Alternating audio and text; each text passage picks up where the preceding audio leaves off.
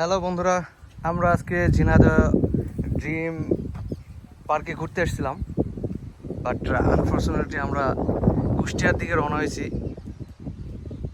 যাওয়ার পথে হঠাৎ করে দেখি যে ড্রাগন ফল রাস্তাতে বিক্রি করতেছে। তারপরে ডানে তাকিয়ে দেখি যে বিশাল বড় বাগান। হঠাৎ আমাদের মনে হলো, তাই তো ঝিনাইদহ না ড্রাগন ফলের বাগান দেওয়া হয়েছে। তো ড্রাগন ফল এখন তৈরি হচ্ছে ঝিনাইদহে, তো সেই বাগানেই আমরা ঘুরতে আসলাম। তো এটা আসলেই খুবই আনন্দদায়ক একটা বিষয়, কারণ এটা হঠাৎ করে আমরা বুঝতেও পারি নাই যে আমরা এখানে ঘুরতে আসবো আজকে। আপনারা দেখতে পাচ্ছেন কত সুন্দর। ড্রাগন ফলগুলো দেখেন কত সুন্দর। আমি অলরেডি একটা খাইছি এবং খেয়ে দেখেছি এটা অনেক মজা, সুস্বাদু। যদিও আমাদের এটা দেশি ফল নয়, তারপরেও আমাদের দেশে তৈরি হচ্ছে এবং এটা খাইতে খুব মিষ্টিও না, আবার খুব টকও না। এটা অনেক ভালো লাগে।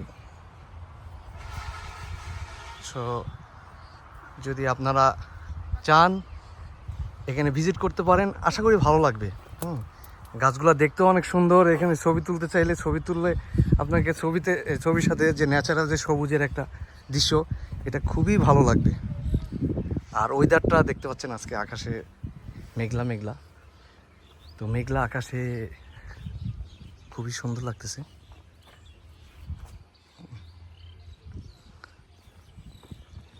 আমাদের আজকে জার্নিটা সার্থক হয়েছে।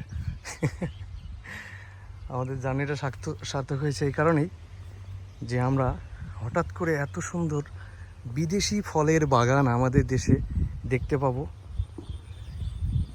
এবং এই সময় ফলগুলো একদম পরিপক্ত। যেহেতু আমি খাইলাম, ভিতরে লাল টকটক করতেছে।